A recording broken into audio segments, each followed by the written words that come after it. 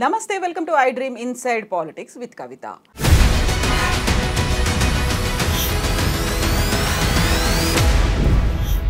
5.5 నెలల తర్వాత కవిత supreme court bail మంజూరు చేయడంతో హైదరాబాద్కి చేరుకున్నారు. ఆ తర్వాత జరగబోయేటువంటి రాజకీయ పరిణామాలు, మార్పులు, చేర్పులు ఎలా ఉండబోతున్నాయి? తెలంగాణలో రాజకీయ ముఖ చిత్రం ఏమైనా మారబోతోందా? మనతో పాటుగా ఉన్నారు పొలిటికల్ అనలిస్ట్ ప్రకాష్ గారు. ప్రకాష్ గారు నమస్కారం. సో ఇప్పుడు కవితకి బెయిల్ రాలేదు. కవిత జైలుకు పోక ముందు నుంచి చెప్తూ వస్తున్నారు ఎవరెవరితో లోపాయకార ఒప్పందాలు ఉన్నాయి, తిహార్ జైల్లో ఏ బ్యారక్లో ఉంటారు, ఎంత నెంబర్లో ఉంటుంది, ఇవన్నీ చెప్పిన తర్వాత 5.5 నెలల తర్వాత బెయిల్ వచ్చి బయటకు వచ్చిన తర్వాత ఎవరి వల్ల కవిత వచ్చింది అనే మాట. సుప్రీంకోర్టు బెయిల్ ఇచ్చింది, బట్ కాంగ్రెస్ సహకరించిందా, బీజేపీ సహకరించిందా, నెక్స్ట్ బీఆర్ఎస్ ఎవరితో కలవబోతోంది అనేది? అంటే ఆమె బయటికి రావడం అనేది ఎవరు సహకరించాల్సిన అవసరం లేదు కదా. అది కోర్టులో గంటన్నర సేపు వాదనలు జరిగినాయి. వాళ్ళు చాలా తీవ్రంగా ప్రతిఘటించారు, ఈడీకి సంబంధించిన అడ్వకేట్ కూడా. అది సుప్రీంకోర్టు జడ్జెస్ ఇచ్చిన తీర్పు. అది దాన్ని అనుమానిస్తే అది కంటెంప్ట్ ఆఫ్ కోర్టు కిందికి వస్తుంది. ఎప్పుడు కూడా మనకు ఏమన్నా ఒక పర్టికులర్ జడ్జి మీద మనకు ఏదన్నా ఆయన నచ్చకపోయినా, ఆయన గురించి ఇష్టం లేకపోయినా మనం ఆయన ఇచ్చిన తీర్పును మాత్రం తప్పట్టకూడదు. కాబట్టి ఇప్పుడు ఎవరి వల్ల బయటకు వచ్చింది అని అంటే అది జడ్జెస్ని అవమానించడం, సుప్రీంకోర్టును అవమానించడం. ఇప్పుడు ఇద్దరు వ్యతిరేకించే వాళ్ళు ఎవరైతే ఉన్నారో, ఇప్పుడు కవితను తప్పడుతున్న వాళ్ళు కానీ, ఈ బెయిల్ వెనకాల ఏదో కుంభకోణం ఉందని అనుమానించే వాళ్ళు కానీ, రెండు ప్రభుత్వాలకు నాయకులు, ఒకరు రాష్ట్రంలో ఒకరు దేశంలో. వాళ్ళే సుప్రీంకోర్టు మీద వాళ్ళు నమ్మకపోతే, వాళ్ళకు నమ్మకాలు లేకపోతే ప్రజలకు ఎట్లుంటుంది నమ్మకం? కాబట్టి వాళ్ళ హోదాలు, వాళ్ళకున్న బాధ్యతలను మర్చి ఆ రకంగా మాట్లాడుతున్నారు. ఎక్స్ట్రీమ్గా కామెంట్ చేయాల్సి వస్తే నేను ఒక మాట అంటాను, వీళ్ళ తలల మెదడుందా, మోకాళ్ళల్లో మెదడుందా? ఇట్లా మాట్లాడే వాళ్ళు ఎవరన్నా కానివ్వండి, వాళ్ళు నా మిత్రులే, కానీ ఇట్లా మాట్లాడవచ్చా? ఒక సుప్రీంకోర్టు జడ్జి ఇచ్చిన బెయిల్ని ఏదో బీజేపీ మెహర్బానీతో బయటకు వచ్చింది, వాళ్ళతో కుమ్మక్కయ్యలు కాబట్టి బెయిల్ వచ్చింది అని మాట్లాడితే న్యాయ వ్యవస్థ మీద వీళ్ళ గౌరవం ఉన్నట్ట? రాజ్యాంగం మీద ప్రమాణం చేసి పదవులు చేపట్టారు కదా, వాళ్ళకి ఏమాత్రం గౌరవం ఉందా రాజ్యాంగం మీద? ఇట్లా మాట్లాడవచ్చా? కాబట్టి ఆ మాటలు ఎవరెవరైతే మాట్లాడిందో వాళ్ళు వెనక్కి తీసుకోవాలి, వాళ్ళు సుప్రీంకోర్టుకి క్షమాపణలు చెప్పాలి. అట్లా మాట్లాడడం కరెక్ట్ కాదు. అటువంటి మాటలు అవి నిరాధారమైనవి, ఎవరు కూడా వాటిని నమ్మరు. ఇంకోటి, ఒకవేళ అట్లా మేనేజ్ చేసి బెయిల్ తెచ్చుకోదలుచుకుంటే అరెస్టే కాదు కదా. బీజేపీ వాళ్ళు సపోర్ట్ ఇచ్చారు కాబట్టి బెయిల్ వచ్చిందని కాంగ్రెస్ ఏదైతే అంటుందో, వాళ్ళు అరెస్టే చేయరు కదా. ఒకవేళ అట్లా కుమ్మక్కైతే, కుమ్మక్కయ్యారని ఎప్పటి నుంచి చెప్తున్నారు? దాదాపుగా అసెంబ్లీ ఎలక్షన్స్ కంటే 3 నెలల ముందు నుంచి చెప్తున్నారు. ఎందుకంటే ముస్లింలను బీఆర్ఎస్కు దూరం చేయడం కోసం బీజేపీ బీఆర్ఎస్ ఒకటి అని చెప్పి, ఇట్లా ఒక్కటి కాబట్టి కవితను అరెస్ట్ చేయలేదని అప్పుడు చెప్పారు. మరి ఒక్కటి అయినని ఇప్పుడు చెప్తున్నారు కదా, అప్పుడు కూడా చెప్పారు కదా. మరి కవితను ఎందుకు అరెస్ట్ చేశారు? ఒకటైతే వాళ్ళు అన్నది అది నమ్మాలనా, ఇది నమ్మాలనా? బీజేపీతో అండర్స్టాండింగ్ ఉంటే కవిత అరెస్టే కాదు కదా, జైలుకే పోదు కదా. ఇప్పుడు అట్లా ఎవరైతే అండర్స్టాండింగ్లో ఉన్నారో వాళ్ళంతా స్వేచ్ఛగా తిరుగుతున్నారు కదా బయట. కాబట్టి ఇటువంటివన్నీ కూడా రాజకీయమైన వ్యాఖ్యలు, అవి నిరాధారమైనవి. అటువంటి వ్యాఖ్యలు చేయడం వల్ల వాళ్ళకున్న హుందాతనం తగ్గుతుంది. ఇప్పుడు కేసీఆర్ బీజేపీతో ఒక లోపాయకారి ఒప్పందాన్ని కుదుర్చుకున్నారు. అందువల్లే కనీసం మాకు ఓటు వేయకపోయినా పర్లేదు, మాకు ఓటు రాకపోయినా పడకపోయినా పర్లేదు, కాంగ్రెస్కి వెళ్లకుండా ఉండాలంటే బీజేపీకి ఓటు వేయండి అని ఇన్సైడ్గా చెప్పారు. కాబట్టే బీజేపీ వాళ్ళకి నెంబర్ ఎక్కువ వచ్చింది అండ్ కాంగ్రెస్కి ఈసారి తగ్గింది, లేకుంటే సమంగా ఉంది, ఎక్స్పెక్ట్ చేసిన దానికంటే కాంగ్రెస్కి తగ్గింది అనేది. అందులో భాగంగానే కంటిన్యూయేషన్ ఇప్పుడు కవిత బెయిల్ అనే వాదనలు, లేకపోతే కాంగ్రెస్ చేస్తున్న ఆరోపణలు ఎలా చూస్తారు మీరు? అంటే ఇప్పుడు బీజేపీ కనీసం 90 దాకా వస్తే కేసీఆర్ ఒకవేళ కుమ్మక్కైతే 10% యాడ్ చేస్తాడు. కానీ 90 దాకా బీజేపీని తీసుకొచ్చింది ఎవరు? రేవంత్ రెడ్డి కాదా? ఎన్నోసార్లు మాట్లాడుకున్నాం. క్యాండిడేట్ల పేర్లతో సహా చెప్పాను నేను.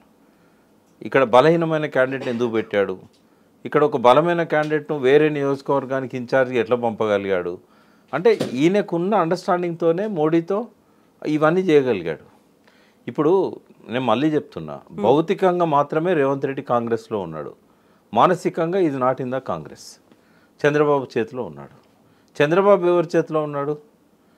మోడీ చేతిలో ఉన్నాడు. కాబట్టి ఈ నెక్సెస్ని మర్చిపోవద్దు మనం.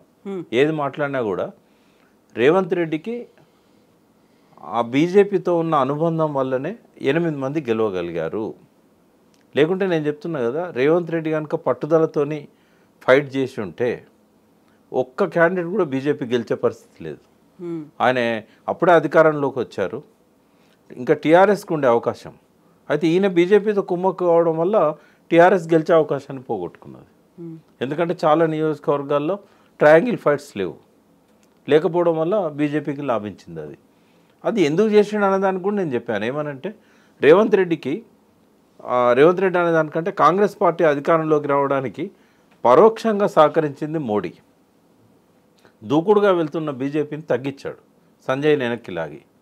దానివల్ల ఏమైంది, ట్రయాంగిల్ కంటెస్ట్ అనేది చాలా నియోజకవర్గాల్లో లేకుండా పోయింది. సంజయ్ ఉండుంటే అలా కేసీఆర్ సీఎం. సంజయ్ని ఎందుకు వెనక్కి లాగాడు అంటే కేసీఆర్ను రానియకూడదు, అది కాంగ్రెస్కి హెల్ప్ చేయాలని కాదు, రేవంత్ రెడ్డిని సీఎం చేయాలని కాదు. అప్పుడు ఆ క్యాండిడేట్ సీఎం రేవంత్ రెడ్డి అవుతాడు అనేది కూడా మోడీ దృష్టిలో లేకపోవచ్చు. బట్ ఆయనకున్న దేశంలో ఇద్దరే ప్రధాన శత్రువులు, ఒకరు అరవింద్ కేజ్రీవాల్, ఒకరు కేసీఆర్. ఇంకొకరికి ఎవరికి బీజేపీని ఢీకొనే సత్తా లేదు. అంటే ఏ మేరకైనా ఇద్దరికి కూడా లేదు. వాస్తవంగా బీజేపీని ఢీకొనే సత్తా వీళ్ళిద్దరికి కూడా లేదు. కానీ ఏదో ఒక ప్రయత్నం చిన్నగానైనా మొదలుపెట్టారు. బీజేపీని దూకుడుగా బీజేపీ పైన కామెంట్స్ చేయడం, మోడీ మీద నేరుగా విమర్శలు చేయడం, అక్కడున్న పార్టీ నాయకులను అరెస్ట్ చేయడానికి బిఎల్ సంతోష్ లాంటి వాళ్ళ మీద కేసులు బుక్ చేయడం, ఈ మేరకైనా కేసీఆర్ చేయగలిగిండు అని అంటే ఆయన బీజేపీతో వైరుధ్యాన్ని పెంచుకున్నాడు. ఒకవేళ బీజేపీతో కుమ్మక్కు కావాలనుకుంటే బిఎల్ సంతోష్ మీద కేసు కనుక ఆయన బుక్ చేయకపోయి ఉంటే ఇవాళ ఆయనే సీఎం కదా. ఇప్పుడు బీజేపీతో వైరుధ్యాన్ని పెంచుకున్నారు, బట్ కాంగ్రెస్తో అండర్స్టాండింగ్ అనేది ఉంది కాబట్టి అభిషేక్ మను సింఘ్వీకి వ్యతిరేకంగా ఇంకొకరిని బీఆర్ఎస్ తరఫున బరిలోకి నిలపలేదు. కేసీఆర్ ఆలోచనలు ఎట్లుంటాయంటే ప్రజల మధ్య కంటెస్ట్ అనుకున్నప్పుడు ఓడిపోతామని తెలిసినా కూడా కంటెస్ట్ చేస్తాడు. ఇది అసెంబ్లీ లోపల జరిగే కంటెస్ట్. ఇది ఎట్లా గెలవనప్పుడు ఎందుకు అబాస్పాలు కావాలని నామినేషన్ వేసి ఓడిపోయి అట్లా వేస్తే ఏమైందంటే క్రాస్ ఓటింగ్కి అవకాశం ఇచ్చిన వాళ్ళు అవుతారు.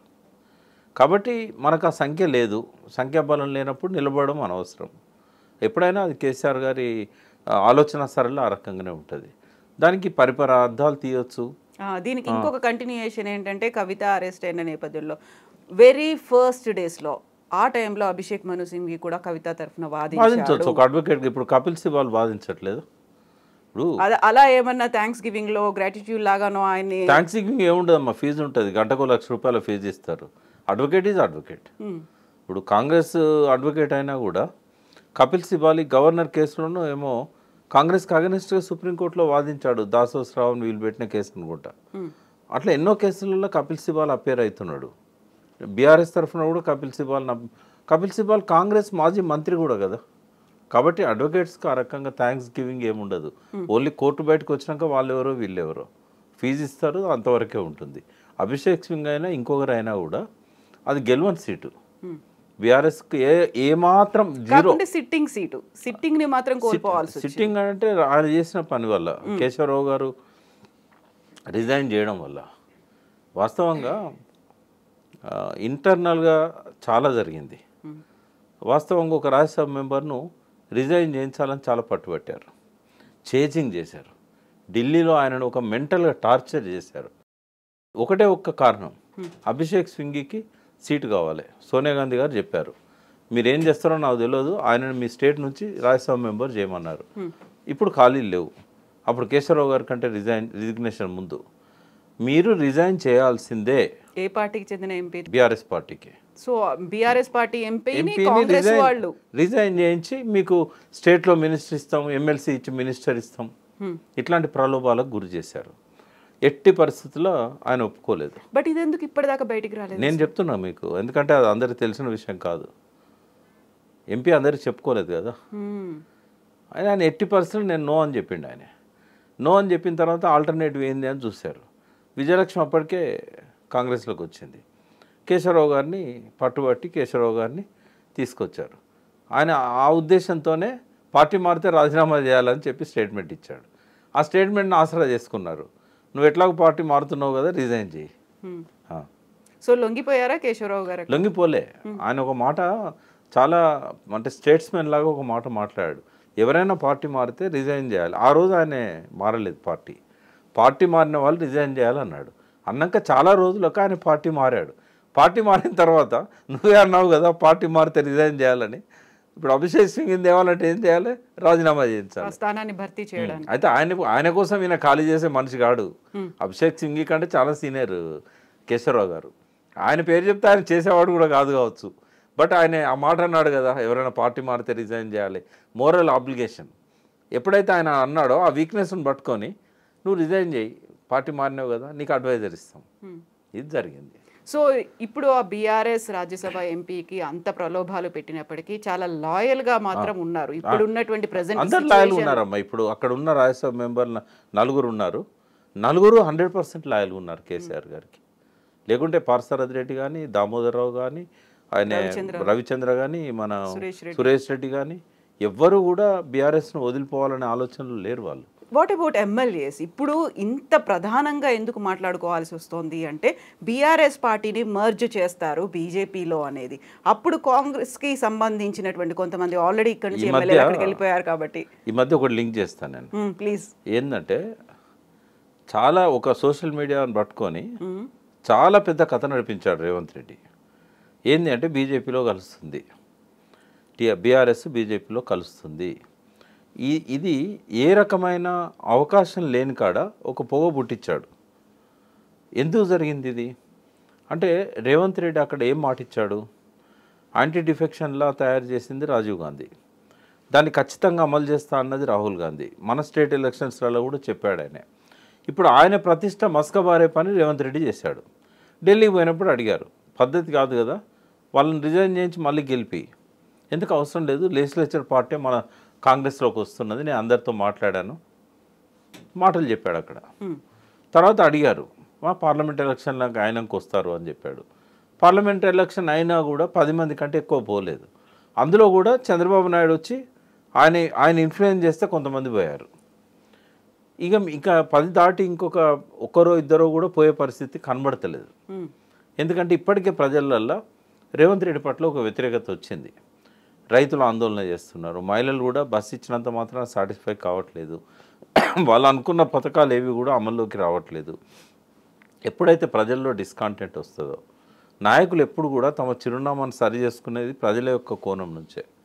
ప్రజలు అడిదిక్కు తిరుగుతున్నారు అనుకున్నప్పుడు కడియం శ్రీహరి లాంటి ఉద్దండు కూడా, సీనియర్ రాజకీయ నాయకుడు కూడా రాజకీయ పార్టీకి ఉన్న లాయల్టీని పక్కకు పెట్టి ప్రజలు ఎట్లా ఆలోచిస్తున్నారో రేపు ఓట్లు పడాలంటే ప్రజల ఆలోచనల దిక్కు మనం పోవాలి అని అనుకున్నారు.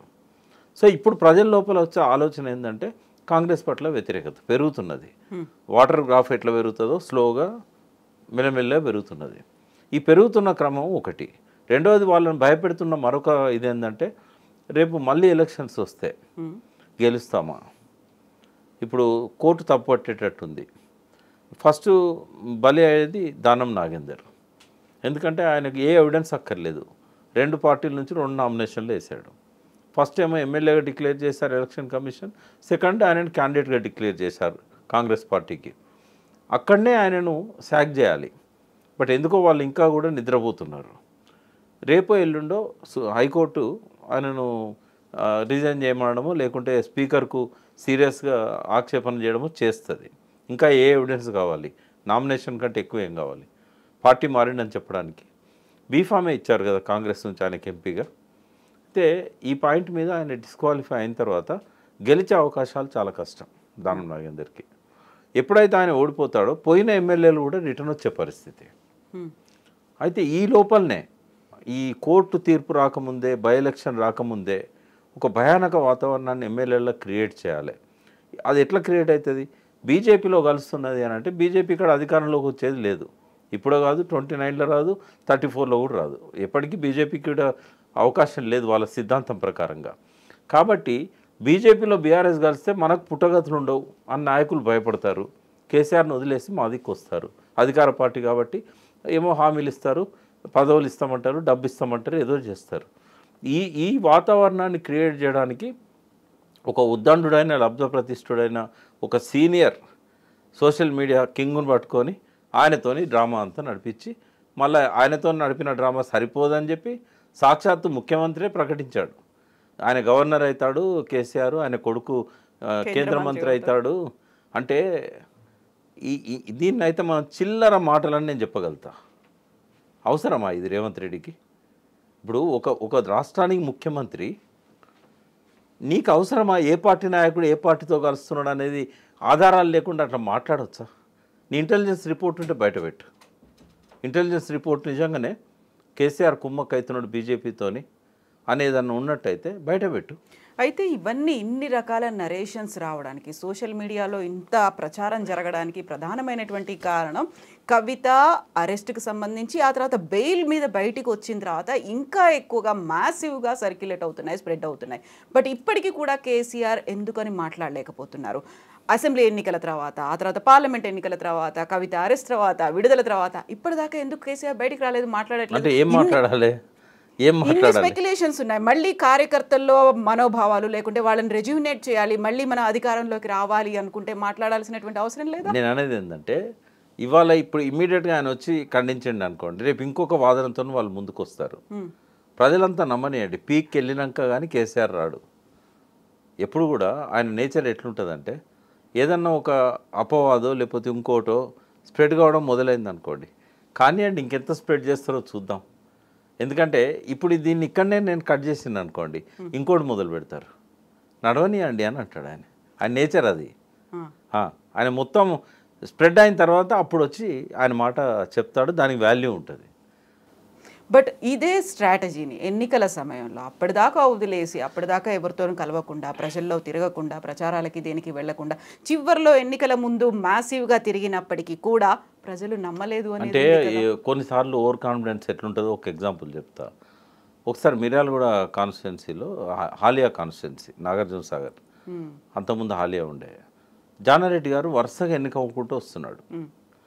ఒకసారి ఏం చేసిండంటే, నేను పోను నామినేషన్ వేయను అన్నాడు. అది నామినేషన్ వేసి నేను విజిటే చేయను, ప్రచారమే చేయను అన్నాడు. ఓడిపోయాడు. అంటే ఎన్టీ రామారావు కలవకృతిలో నేను అన్ని తిరుగుతున్నారు, మీరు మీ కాన్స్టిట్యున్సీకి పోవట్లేదు అని వాళ్ళ సెక్రటరీ అడిగితే, ఆడ నా చెప్పు పెట్టినా గెలుస్తుంది అని అన్నాడు. ప్రజలంతా అభిమానిస్తారు నన్ను అన్నాడు. ఓడిపోయాడు. అంటే మితిమీరిన ఆత్మవిశ్వాసం, దాన్ని ఇంకో భాషలో అహంకారం, అహంభావం అని కూడా అంటారు. మితిమీరిన ఆత్మవిశ్వాసం కేసీఆర్లో ఉండే, కేటీఆర్లో ఉండే. అందుకే వాళ్ళు మేము గెలుస్తాము, మాకు ఎదురు లేదు అని. సరే, కేటీఆర్ గారు వారు అనుకున్న సాధించిండ్రు. అవుట్ ఆఫ్ 28లో 24 వారు తెచ్చుకోగలిగారు. మోస్ట్ సక్సెస్ఫుల్ లీడర్ ఇక్కడ హైదరాబాద్ సంబంధించి, సరౌండింగ్ సంబంధించి. కానీ రూరల్ మొత్తం గాలికి వదిలేశారు. కేటీఆర్ ఇక్కడ ఎట్లా కష్టపడ్డాడో, రూరల్లో కనుక ఎవరో ఒకరు కష్టపడి ఉంటే డెఫినెట్గా కేసీఆర్ లేకుంటే హరీష్ రావు వారికి ఆ బాధ్యతలు ఇచ్చి నిలబెట్టుంటే ఖచ్చితంగా అధికారం వచ్చేది. కానీ అక్కడ వ్యాక్యూమ్ ఏర్పడ్డది. కేసీఆర్ ఏమనుకున్నాడు, నా మాటే వేదం, ఎందుకంటే ప్రజలకు నేను ఇన్ని చేశాను. ఆయన ఎప్పుడైతే ప్రజలను అడ్రస్ చేస్తూ వేల సంఖ్యలో వచ్చిన జనాన్ని చూసి వీళ్ళు ఓట్లేస్తే చాలు గెలుస్తారు, కానీ అదే ప్రజలు తెల్లారి రాహుల్ గాంధీ మీటింగ్లో ఉంటారు, అదే ప్రజలు తెల్లవారి రేవంత్ రెడ్డి మీటింగ్లో ఉంటారు, మోడీ మీటింగ్లో కూడా వాళ్ళే ఉంటారు. అంటే ఎవరు డబ్బులు ఇచ్చి వెహికల్ ఎక్కిస్తే వాళ్ళు వస్తూనే ఉంటారు మీటింగ్లకు. అందుకే తెచ్చిన జనం అనే విషయాన్ని కేసీఆర్కు తెలుసు. అది ఆయన డబ్బులు ఇస్తేనే కదా వాళ్ళు తీసుకొచ్చింది. మరి వచ్చిన జనాన్ని మెచ్చిన జనమా తెచ్చిన జనమా అనేది ఆలోచించాలి కదా. అక్కడ ఘోరంగా ఫెయిల్ అయ్యండి ఆయన. రెండవది, ఆయన మాటలలో పదం లేదు, ఆ ఉత్సాహం కనబడలేదు. ప్రజల లోపల ఉన్న అనేక అనుమానాల మీద ఒక్క నివృత్తి చేసే ఒక్క మాట కూడా ఆయన మాట్లాడలేదు. సో ఇప్పుడు కవిత బయటకు వచ్చిన తర్వాత ఆ డౌట్స్ అనేవి ఇంకా పెరిగిపోతున్నాయి కాబట్టి కనీసం ఇప్పటికైనా సమయం ఆసన్నమైంది అని అనిపించట్లేదు. ప్రజలల్లో బీజేపీ బీఆర్ఎస్ ఒకటి అనేది ఎక్కడ కూడా నమ్మట్లేదమ్మా. ముస్లింలల్లో ప్రచారం చేశారు, ఇప్పుడు అక్కడ కూడా డౌట్స్ క్రియేట్ అయినాయి. ఒక్కటైతే కవిత ఎందుకు ఇంతకాలం జైల్లో ఉంటుంది? బయటకు వచ్చిన తర్వాత తను చేసినటువంటి వ్యాఖ్యలు కూడా, నేను మొండిని ఇప్పుడు జగమొండిని అయ్యాను, వడ్డీతో సహా చెల్లిస్తా, ఎవరికి ఆ వార్నింగ్? ఆమె ఎవరైతే కష్టపెట్టినలో వాళ్ళకు వడ్డీతో సహా చెల్లిస్తా అన్నది అంటే బీజేపీ. కాబట్టి ఆమె వచ్చిన తర్వాత బీజేపీకి అగనిస్ట్గానే ఆమె కార్యక్రమాలు ఇవన్నీ కూడా ఉంటాయి.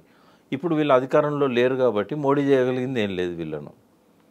ఇక మా అంటే కేటీఆర్ మీద ఈడీ నోటీసులు ఇస్తుండొచ్చు, ఏదైనా ఉంటే కేసీఆర్ మీద ఇస్తుండొచ్చు, అంత మించి ఆయన చేయగలిగింది ఏం లేదు. కానీ ఎప్పటికైనా మోడీ కేసీఆర్ను లేవకుండా తొక్కేయాలనేది ఆయన లక్ష్యం. ఎందుకంటే ఏమన్నా వేరే రాష్ట్రాల్లో ప్రభావితం చేయగలిగితే అది ఈయనే చేయగలుగుతాడని అసెంబ్లీ ఎన్నికలకు ముందు మోడీకి ఉన్న అవగాహన. బట్ ఇప్పుడు ఆయన ఆల్రెడీ సక్సెస్ఫుల్ అయింది ఆయన. ఎందుకంటే కేసీఆర్ను లేవకుండా చేయగలిగాడు. మళ్ళీ 3 ఏళ్ల తర్వాత కదా కేసీఆర్ మళ్ళీ లేస్తాడా లేదా అనేది మళ్ళీ 3 ఏళ్ల కాలయాపన అయిపోవట్లేదా మరి? అంటే ఎప్పుడు కూడా రాజకీయ నాయకుడు ఎలక్షన్స్ వచ్చేదాకా అంత సీరియస్గా దాని మీద రియాక్ట్ కాడు. వేరే ఇష్యూస్ చాలా ఉంటాయి. కాకుంటే ప్రభుత్వంలో ఉన్న వాళ్ళకి వేరే ఇష్యూస్ ఉండొచ్చు. ప్రతిపక్షంలో ఉన్నారు అనుకున్నప్పుడు 10 ఏళ్ల పాటు ప్రభుత్వాన్ని రన్ చేసిన తర్వాత ఇప్పుడు ఫోకస్ పెట్టాల్సినటువంటి అంశాలు అటు పార్టీనైనా చూసుకోవాలి, లేకుంటే సమస్యల మీదైనా పోరాటం చేయాలి. అది కాదు తన సొంత కుటుంబ సభ్యురాలు తన కూతురు అరెస్ట్ అయ్యి వెళ్ళిన తర్వాత కూడా మాట్లాడకపోవడం. కనీసం ఇప్పటికైనా బయటకు వచ్చి మాట్లాడతారా? ఒక దిశానిర్దేశం అనేది ఉంటుంది. అంటే ఆయన ఎలక్షన్స్ టైంలోనే కవిత గురించి మాట్లాడాడు. మళ్ళీ మాట్లాడినా అదే మాట్లాడాలి, కొత్తగా మాట్లాడేది అయితే ఏముండదు. ఇప్పుడు ఈ మాట కవిత చెప్పిన మాట, పార్టీ పరంగా వచ్చిన మాట, వడ్డీతో సహా చెల్లిస్తాననే మాట. అంటే కవిత ఇండివిజువల్గా జైలు నుంచి వచ్చింది కాబట్టి ఆ కోపాన్ని ఆమె మీడియా ద్వారా చేసింది. బట్ నేను అనుకునేది వడ్డీతో సహా చేయగలగడానికి ఆమె దగ్గర ఉన్న వెపన్స్ ఏంటి? బీజేపీ చేసే స్కామ్స్ను కానీ బీజేపీ నాయకుల యొక్క వాళ్ళ మీద ఏమన్నా ఉంటే ఆ విషయాలు బయటపెట్టగలుగుతుంది. కేంద్ర ప్రభుత్వ విధానాలను వ్యతిరేకించగలుగుతుంది. ఆ విషయంలో ఆమె యాక్టివ్గా ఉండొచ్చు. బట్ ఒకటి నేను జైలు పోయిన వాళ్ళ గురించి ఒక కామెంట్ చేయాలనుకున్నా. అంటే ఏ రాజకీయ నాయకుడైనా అతనికి ప్రశాంతత అనేది లేకుండా పోయింది. అంటే లాస్ట్ 25-30 ఇయర్స్. ఎందుకు అనంటే మనకు వావిలాల గోపాలకృష్ణ లాంటి వాళ్ళు రాజకీయాల్లో ఉన్నప్పుడు, సుందరయ్య, తరిమెల నాగిరెడ్డి, ఓంకార్ ఇట్లాంటి వాళ్ళు ఉన్నప్పుడు వాళ్ళు ఓన్లీ విధానాలు, రాజకీయాలు, ప్రజల సమస్యల గురించి తప్ప ఇక వేరే వ్యాపకాలు వాళ్ళకు ఉండేటి కావు. కానీ ఎప్పుడైతే 90s నుంచి డబ్బు ప్రధానమైందో ఈ డబ్బు సంపాదించడం అనేది ఒక మెయిన్ యాక్టివిటీ అవుతుంది పొలిటీషియన్కి. ఫస్ట్ బాగా ఖర్చు పెడతాడు, ఖర్చు పెట్టడానికి బాగా అప్పులు చేస్తాడు. తర్వాత నిత్యావసర ఖర్చు కూడా ఎంత ఉంటుందంటే ఒక రోజుకు ₹1,00,000 ఖర్చు పెట్టని వాడు కనీసం ఎమ్మెల్యే స్థాయిలో కూడా నిలబడలేడు. అంటే నెలకు 30 లక్షలు కావాలి. అది కూడా మీడియాకు దొరకకుండా, కరప్షన్ బయటికి రాకుండా చేయాలి. అది ఏ నాయకుడైనా అట్లున్నప్పుడు ఏమవుతుందంటే వీళ్ళకు ఈ టెన్షన్లు, ఈ నెత్తి నొప్పులు, ఈ మేనేజ్మెంట్లు ఇదే సరిపోతుంది. ఒంటరిగా వాళ్ళకు దొరికేది ఒక 5 మినిట్స్ వాష్రూమ్లో. ఆ వాష్రూమ్లో కూడా ఫోన్లు వస్తూనే ఉంటాయి, ఫోన్లు పట్టుకపోతారు. ఇంకా నీకు వాళ్లకు నేనేంది, నా లక్ష్యాలేంటి, నా రోడ్ మ్యాప్ ఏంది, నా ప్రణాళిక ఏంది, ఇవన్నీ ఆలోచించడానికి ఏ రాజకీయ నాయకునికి టైం దొరకదు. ఒకవేళ అట్లా టైం దొరికిందనుకో వాడిని దూకుండా ఎవరు ఆపలేరు. అది జగన్ కావచ్చు, అది రేవంత్ రెడ్డి కావచ్చు, అది కవిత కావచ్చు. ఇప్పుడు ఆమె రేపు సీఎం క్యాండిడేట్గా ప్రొజెక్ట్ అవుతుంది. రేపు రాబోయే ఎన్నికల్లో ఈమె జైలు నుంచి వచ్చినప్పుడు జరిగిన హంగామా కానీ, ఆమె లోపల ఆ దూకుడుతనం కానీ అదేం చూపెడుతున్నది అని అంటే ఆమె నెక్స్ట్ తెలంగాణకు సీఎం క్యాండిడేట్ కాబోతున్నది. రేవంత్ రెడ్డి కానీ రేపు ఇంకెవరన్నా సీఎం ఉన్నా కూడా ఎదుర్కోవడానికి ఇప్పటి నుంచి ఆమె ప్రణాళిక సిద్ధం చేస్తుంది. ఆమె 5 నెలలు బాగా ఆలోచించుకోవడానికి రోడ్ మ్యాప్కి టైం దొరికింది ఆమెకి. అట్లా కనుక ఆలోచించి ఒక ప్యాషన్ను డెవలప్ చేసుకొని ఒక కసితో బయటకు వచ్చిన వాళ్ళని ఎవ్వరు ఆపలేరు. ఇప్పుడు రేవంత్ రెడ్డి కూడా ఓటుకు నోటు కేసులో పోయిన తర్వాతనే ఆయన బయటకు వచ్చినప్పుడు ఇచ్చిన స్లోగన్ ఏంది, లయన్ ఈజ్ బ్యాక్. సిటీ అంతా పోస్టర్లు వేశాడు. ఆ లయన్ అనే దానికి తగ్గట్టుగా నడుచుకున్నాడు ఆయన. ఎన్నడూ కూడా తగ్గలేదు ఆయన మాటల్లో కానీ చేతల్లో కానీ. సేమ్ కవిత కూడా అదే పద్ధతిలో బయటకు వచ్చింది, ఒక ఎమోషనల్గా బయటకు వచ్చింది. ఆమెకు 5 నెలలు సరిపోయే సమయం దొరికింది. చాలా తెలివైంది అమ్మాయి, చాలా మొండిది, చాలా పట్టుదల ఉన్నది, ఎవరిని లెక్క చేయదు. రేపు పార్టీల తండ్రి కానీ, అన్న కానీ, క్యాడర్ కానీ నువ్వు సరిపోవంటే కూడా ఆమె తిరుగుబాటు చేసే మనస్తత్వమే తప్ప ఆమె అనుకున్న దానికి వ్యతిరేకంగా తల ఒగ్గే మనిషి కానే కాదు. కాబట్టి రేపు ఇంకొక క్యాండిడేట్ని రేవంత్ రెడ్డి కానీ మోడీ కానీ తయారు చేసుకున్నారు బరిలో నిలబడడానికి. టీఆర్ఎస్ నుంచి ఆమె రేపు సీఎం క్యాండిడేట్గా రాబోతుంది. ఇది నా విశ్లేషణే, ఏ పార్టీ నుంచి వచ్చిన ఇన్ఫర్మేషన్ కాదు, ఎవరి అభిప్రాయం కాదు. అంటే జైలు పోయిన వాళ్ళకు ఉండే అడ్వాంటేజ్ చెప్తున్నాను నేను. కాబట్టి వడ్డీతో సహా సో తీర్చుకోవడం. ఆ సెంటిమెంట్ కూడా వర్కౌట్ అవుతుంది. కొన్నిసార్లు రివెంజ్ అనేది రక్తపాతంతో ఉండదు, చాలా స్వీట్ రివెంజ్ ఉంటుంది.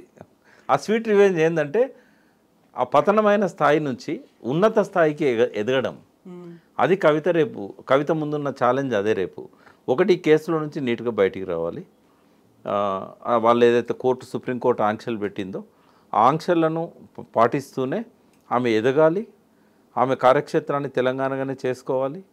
ఏవైతే బీఆర్ఎస్ పార్టీలో ఉన్న ఆ లూప్ హోల్స్ కానీ చేయలేని పరిస్థితి ఉన్నదో అవన్నిటిని ఆమె ఓవర్కమ్ కావాలి. పార్టీని ఒప్పించాలి.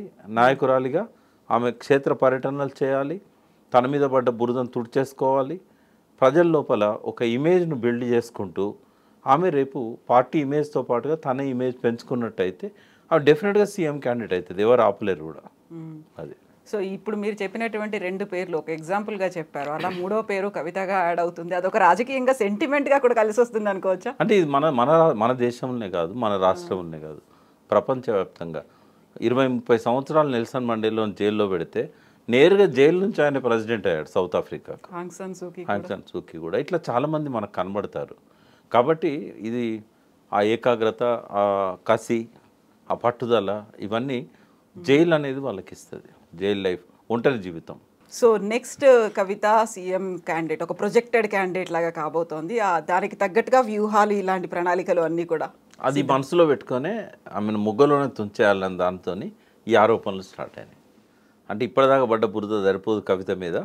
ఈ సుప్రీంకోర్టులో బెయిల్ రావడం కూడా బీజేపీతో కుమ్మక్కు కావడమే అని అంటే ఆమెను మలినం చేయడం, ఆమె మీద బురద చల్లడం. కాబట్టి వాళ్ళు కూడా చాలా క్లేవర్ పొలిటీషియన్స్. మోకాళ్ళలో మెదడున్నదని నేను అన్నా కూడా ఆ రకంగానే ఆలోచించి వాళ్ళు ముందే ప్రిపేర్ అవుతున్నారు. జైలు నుంచి వస్తే ఏమైనా తట్టుకోవడం కష్టం. రేవంత్ రెడ్డికి ఆ అనుభవం ఉంది కాబట్టి ఆ ముందు నుంచి ఆ బాణాలన్నీ కూడా సంధిస్తున్నారు. ఎస్ అండి. Thank you so much Prakash గారు. Thank you.